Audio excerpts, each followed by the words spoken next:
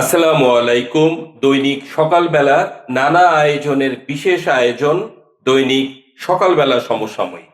দৈনিক সকালবেলা সমসাময়িকে আমরা নানা বিষয় নিয়ে কথা বলি, দেশি এবং বিদেশি নানা ঘটনা নিয়ে। আজকের সকালবেলা সমসাময়িকে উপস্থিত রয়েছেন কিশোরগঞ্জ জেলা পরিষদের মাননীয় প্রশাসক খালেদ সাইফুল্লাহ সোহেল। জনাব সোহেল, আপনাকে অনেক ধন্যবাদ আজকে স্টুডিওতে আসার জন্য। আপনাকেও ধন্যবাদ। ধন্যবাদ সকালবেলার দর্শক শ্রোতাকে যারা দেখছেন। আপনি নিশ্চয়ই জানেন যে সারা দেশে বিদ্যুৎ বিভ্রাট হচ্ছে এবং এর সমাধানটা আসলে কিসে? ধন্যবাদ আপনাকে। যে বিদ্যুতের যে সমস্যাগুলা চলছে বর্তমানে, এটা আসলে একটু কঠিন সময় আমরা পার করছি। বিদ্যুতের এই সমস্যাগুলো আসলে হবে আগে থেকে আমরা আন্দাজ করতাম।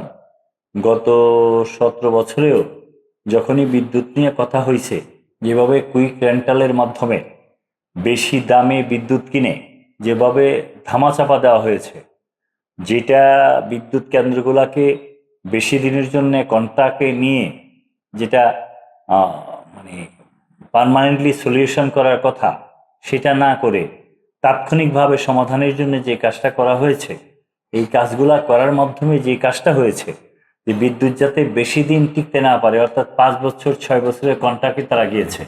এটা যদি 20 বছর 30 বছর 50 বছরের মাস্টার প্ল্যান করে এটা হতো, আজকে এই পরিবেশটা হতো না। আজকে দেখেন একটা বিদ্যুৎ কেন্দ্র বন্ধই হয়ে গেছে, যেটা আদানি গ্রুপের, আপনি জানেন, যেটা ইন্ডিয়ার থেকে আদানি গ্রুপ করেছিল, এটা আজকে বন্ধ হয়ে গেছে। প্রায় সময়ই এমন হচ্ছে।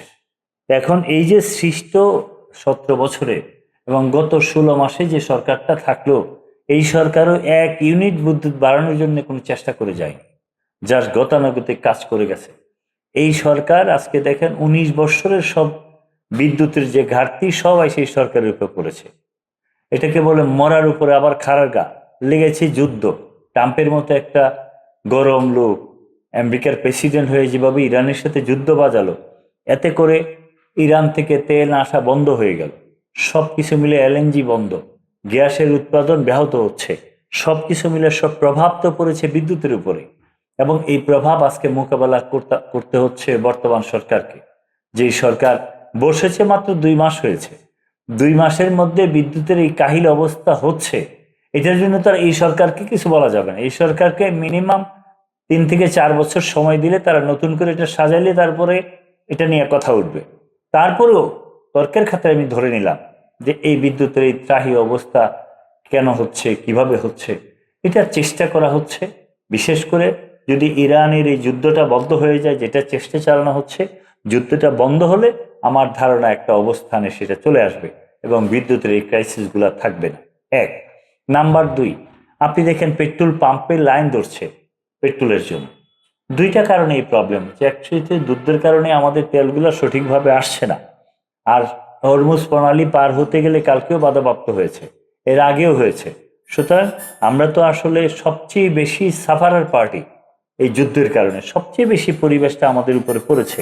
এই জন্যে হিসাব করে গভর্নমেন্ট চালাচ্ছে এবং প্রতিটা মানুষকে তেল দিয়ে সহযোগিতা করছে। আপনি দেখেন গ্যাসের লাইনে কোনো প্রবলেম হচ্ছে না, যে কোনো গ্যাস সিলিন্ডার লাইনে সমস্ত গ্যাস পাচ্ছে, লাইনে সঠিকভাবে চলছে। তেলের প্রবলেম হচ্ছে যে তেলটা ডিরেক্ট মিডল ইস্ট থেকে আসে, এই কারণে এই বিদ্যুতের এই প্রবলেমগুলো অ্যারাইজ করছে। তারপরেও গভর্নমেন্টকে আমরা অনুরোধ করব যে অতি অতি তাড়াতাড়ি এই বিষয়টাকে জাতির সামনে স্পষ্ট করা উচিত, কি কি কারণে এই বিদ্যুতের এই প্রবলেমগুলো হচ্ছে। আর কিছু লোডশেডিং যে সময় এই টাইমটা থাকে, এই সময় কিছু লোডশেডিং হয়, আর গরমটা পড়েছে, ম্যাসিভ গরম পড়ে গেছে, এতে করে এই প্রবলেমগুলো হচ্ছে। এগুলির থেকে উত্তরণের জন্য গভর্নমেন্টের একটা মাস্টার প্ল্যান দিতে, আর আমরা যারা ভোক্তা, আমরাও আমাদের জায়গা থেকে চেষ্টা করব সেটাকে যাতে মিনিমাইজ করা। মাননীয় প্রধানমন্ত্রী তো বিদ্যুৎ ব্যবহারের ব্যাপারে নিজেও সাশ্রয়ী ভূমিকা পালন করছেন এবং তার রুমে অর্ধেক বাতি নিভিয়ে রাখছেন। তো সেই জায়গা থেকেও তো আপনিও একটা জেলা পরিষদের প্রশাসক, আপনি কি মাননীয় প্রধানমন্ত্রীর এই কাজগুলোকে কিভাবে বাস্তবায়ন করছেন? আপনি দেখেন, আমরা ওনার এই অ্যাড্রেসের পরে আমি ব্যক্তিগতভাবে আমার রুমে এসি, 2টা এসি থাকে। এরপরেও আমি একটা এসি আমার রুমে যতক্ষণ থাকি চেষ্টা করি 5 থেকে 8 ঘন্টার মধ্যে একবারও না ছাড়তে। আমি দরজা খুলে ফ্যান চালিয়ে সেটা ম্যানেজ করার চেষ্টা করি। আর রুমে যেহেতু অনেক মানুষ ঢুকে যায়, তারপরেও চেষ্টা করে যাচ্ছি। মানে নজরে যতটুকু পরে সেভ করার জন্য, কারণ একটা ইউনিট আমি যদি সেভ করতে পারি, এমন যদি আমরা 100 জনে 1 ইউনিট করে সেভ করি, 100 ইউনিট সেভ হয়ে যায়। সুতরাং এটা তো আমরা চেষ্টা করবই। তারপরে আমাদের সরকারকেও একটা প্ল্যান ঘোষণা করতে হবে যে এই কারণে বিদ্যুতের এই প্রবলেমটা হচ্ছে, আমরা এইভাবে আমরা চেষ্টা করছি।